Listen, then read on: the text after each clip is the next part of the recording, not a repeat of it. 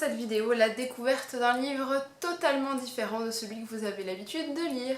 Et sans surprise, puisque son nom est indiqué dans le titre de cette vidéo, je vous présente Un éclat de givre d'Estelle Faye. Je vous avais promis une vidéo à son sujet et il est désormais temps de la découvrir, en tout cas de la filmer pour moi. Pour ceux qui l'auraient vu ou pas d'ailleurs, je vous en avais parlé comme un roman de science-fiction post-apocalyptique joyeux. Joyeux parce qu'en fait c'est pas le roman post-apocalyptique que vous avez l'habitude de découvrir, celui où c'est un état de dévastation extrême, l'ambiance est extrêmement effrayante, voire glauque, voire complètement traumatisante parce que les gens viennent de vivre des événements absolument affreux. Là les événements ont bien eu lieu, seulement c'était il y a une centaine d'années, forcément ils se sont remis et ont construit une nouvelle société sur de nouvelles bases et de nouveaux codes. Voilà pourquoi c'est un roman post-apocalyptique dit joyeux, parce que la société s'est reconstruite. On n'est pas dans une dystopie, où c'est souvent un petit peu le cas d'ailleurs, mais bien dans un roman post-apocalyptique, on va juste y suivre le parcours d'une des personnes qui vit dans cet univers-là et la présentation de ce nouveau Paris, puisque tout se situe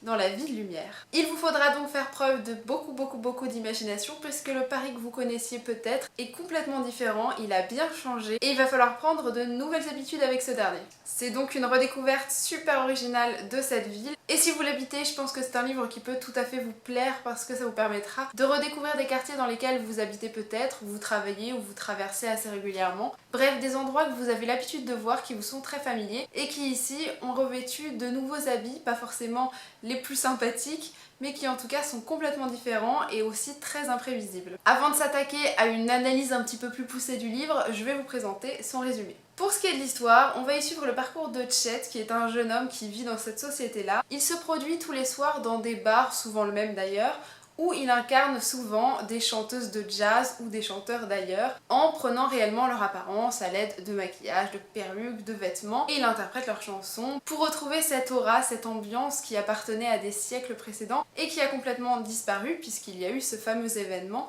qui a complètement transformé le monde. Mais voilà, Chet se produit tous les soirs et depuis quelque temps, une personne assiste régulièrement à ses représentations, une personne qui l'intrigue vraiment, et va un soir lui proposer une mission que Chet va avoir du mal à refuser. Cette mission, c'est de se rendre dans l'un des endroits les plus dangereux et les plus mystérieux de Paris, l'un des endroits qu'a fréquenté Chet dans sa jeunesse, bien qu'il ne soit pas très vieux, et qu'il va devoir redécouvrir pour élucider certains mystères que je ne vous dévoilerai pas non plus parce que vous les aurez bien assez tôt et que ça suffit comme ça pour les révélations. Bref, vous l'aurez compris, tout l'intérêt de ce roman, c'est surtout de découvrir et de traverser cette ville de Paris qui a complètement changé à travers la mission de Chet, qui va forcément devoir parcourir tout un tas de quartiers à la recherche de certaines personnes, à la recherche de certaines informations ou d'indices. Bref, voilà pour le résumé.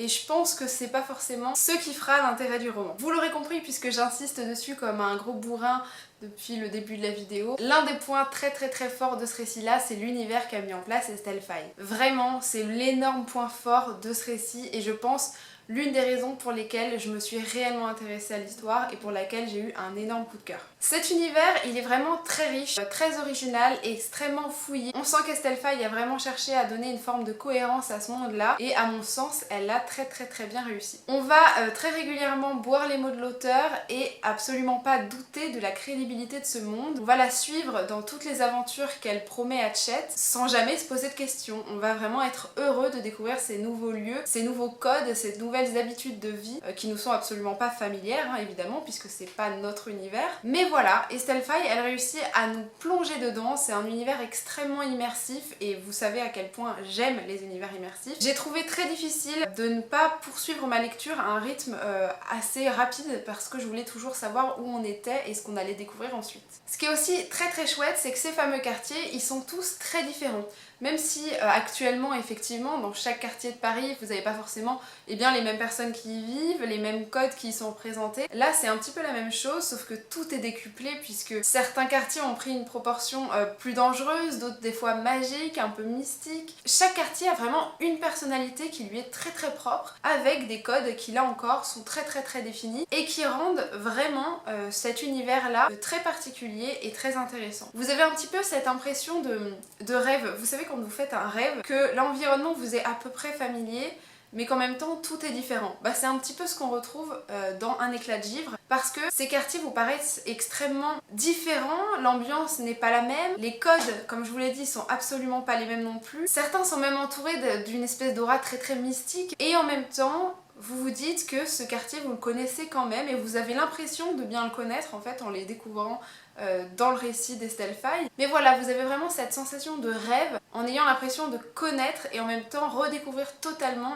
un lieu que vous avez l'habitude de côtoyer. Ça rend ces univers hyper imprévisibles et en même temps hyper attirants, et c'est vraiment l'un des points forts de ce livre-là. Vraiment, j'insisterai beaucoup là-dessus, mais c'est vraiment ce qui m'a plu, c'est vraiment ce qui a fait que j'ai eu envie de passer les chapitres, de faire défiler les pages. Je voulais en avoir plus de l'histoire. L'autre point juste incontournable de ce récit-là, c'est de la plume d'Estelle Faye. Cet auteur écrit incroyablement bien, et dès les premières pages, vraiment dès les premières pages, il m'a pas fallu un chapitre pour tomber amoureuse du récit. J'ai immédiatement réussi à capter l'atmosphère qu'elle avait voulu donner et j'ai tout de suite voulu suivre Chet dans son parcours, même si je le connaissais que depuis quelques paragraphes. C'était impressionnant de pouvoir presque avoir cette sensation d'univers vraiment effectivement très palpable, de le visualiser extrêmement vite et surtout extrêmement bien. C'était des contours qui étaient très définis, très propres, et c'est hyper agréable d'avoir l'impression de voir un film tout en lisant un livre. Vraiment, moi c'est la sensation que j'ai eue à la lecture grâce à la plume d'Estelle Faye. Je pense qu'elle y est vraiment pas pour rien.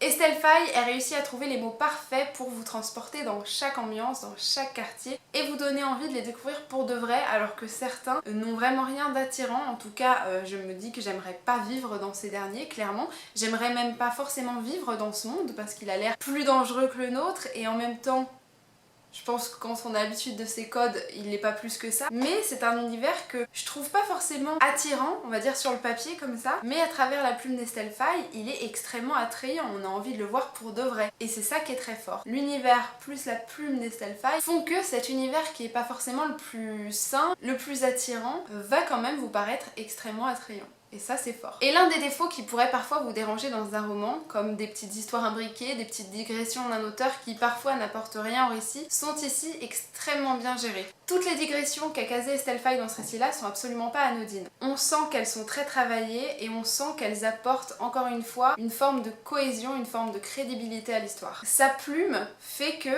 vous allez être très content de les découvrir, ces petites digressions, ces petites histoires imbriquées qui au final n'apportent pas grand chose à l'histoire, si ce n'est renforcer la crédibilité de cet univers-là, renforcer l'attrait qu'aura le lecteur pour ce monde-là et vous embarquer encore plus avec son style, avec ses mots, avec cette narration qui est très très très jolie et qui fait que vous allez être extrêmement content de les voir, toutes ces petites digressions, vous allez être content de les lire. C'est vraiment un roman différent pour tout ça, pour toutes ces petites raisons, et celle qui m'a probablement le plus surprise, c'est le fait qu'en fait la trame de l'histoire est presque complètement secondaire par rapport à la mise en place de cet univers. J'ai pas trouvé le scénario exceptionnel, ni spécialement fascinant, et au final j'ai passé un super bon moment avec ce récit-là. Parce que le parcours de Chet, je pense que c'est juste un prétexte pour naviguer dans cette histoire. C'est juste une raison pour vous faire découvrir tous ces quartiers, tout ce monde, tout ce nouveau Paris complètement revisité et que Estelle Faye a envie de vous faire découvrir. Je pense que c'est réellement ça. Alors ça peut tout à fait déplaire à certaines personnes, d'au final ne pas avoir une vraie histoire. Alors il y en a une, je vais pas la nier, mais c'est plus une forme de voyage initiatique de Chet à travers les rues de Paris et une forme de remise en question du personnage où il va grandir, il va se poser des questions sur le monde dans lequel il évolue, sur les raisons pour lesquelles certaines personnes agissent d'une façon ou d'une autre, sur ce qui est juste et ce qui ne l'est pas, mais pas vraiment une vraie quête, un vrai scénario bien installé, plus voilà un parcours initiatique pour vous faire découvrir ce monde-là. Ou en tout cas rendre ce parcours initiatique peut-être plus enchanteur, plus mystique, un peu à la façon des Odyssées grecques presque. Avec ce héros qui doit combattre des monstres absolument surréalistes, affronter des situations qui peuvent être très dangereuses ou traverser des mondes qui peuvent être aussi très effrayants. C'est un petit peu la sensation qu'on a et c'est ce qui peut peut-être déranger certains. Et je le conçois tout à fait, mais j'ai vraiment pas été déçue de mon voyage. C'est vraiment un voyage dans Paris, dans un nouveau Paris que je vous encourage très fort à découvrir. Le seul manque que j'ai vraiment ressenti à la fin de mon roman, c'est la volonté de savoir ce qui s'était passé dans d'autres villes, parce qu'on vous parle de Paris. Et on a bien l'impression, à la lecture du récit, que la plupart des autres villes de France, il en reste pas grand chose, ou en tout cas, elles sont pas forcément très habitées. Mais du coup, on vous parle rapidement peut-être d'autres capitales, dont Moscou si je me trompe pas, ou Saint-Pétersbourg, je ne sais plus. On vous l'évoque un petit peu rapidement et en fait on a bien envie de savoir ce qu'Estelle Faye pourrait faire de ces autres villes qu'on évoque comme ça de loin et qui forcément ont aussi subi des changements extrêmement importants et qui se sont aussi reconstruites. On est très curieux de savoir si un jour on aura peut-être une suite ou pas, ce serait pas dérangeant. Ça ne nécessite pas d'une suite, mais peut-être oui d'une histoire dans un autre univers un petit peu similaire, dans une autre ville, bref. C'est le seul manque que j'ai eu à la fin, c'est plutôt une envie de découvrir quelque chose de plus. Avec cet univers un petit peu en état de décrépitude absolue, qui est pas du tout attrayant sur le papier et qui au final vous donne vraiment envie de voyager dedans. J'ai peut-être envie de retrouver cette sensation-là qu'a réussi à nous faire passer Estelle Faye dans Un éclat de givre. En tout cas, je vous encourage très fort à découvrir ce roman qui est vraiment très bien écrit comme vous le savez puisque j'ai bien insisté dessus. Et pour son univers, là encore, j'ai insisté bien comme il faut. Très original, très attirant, presque onirique vraiment, qui vous donne la sensation de sortir d'un rêve et c'est vraiment génial. Je remercierai une dernière fois Maëlys de la chaîne Elfria dévoreuse de livres qui m'a encouragée à lire dans sa vidéo, enfin même pas moi personnellement mais je suis tombée amoureuse du récit du coup. Et grâce à elle j'ai fait la découverte de ce monde là et je ne le regrette pas du tout. J'espère donc que je vous aurai donné envie de le découvrir, en tout cas n'hésitez pas à me le dire dans les commentaires, je serais ravie de vous encourager encore plus. Enfin je répondrai très probablement en différé puisque à l'heure où vous voyez cette vidéo, nous avons 6 heures de décalage et je ne suis sans doute pas du tout devant un ordinateur mais plutôt en train de voyager et de parcourir les rues de New York qui pour le moment n'ont pas subi de changement aussi drastique que le Paris d'Estelle Faye. Enfin je l'espère, je préfilme, je ne sais pas si ça se trouve...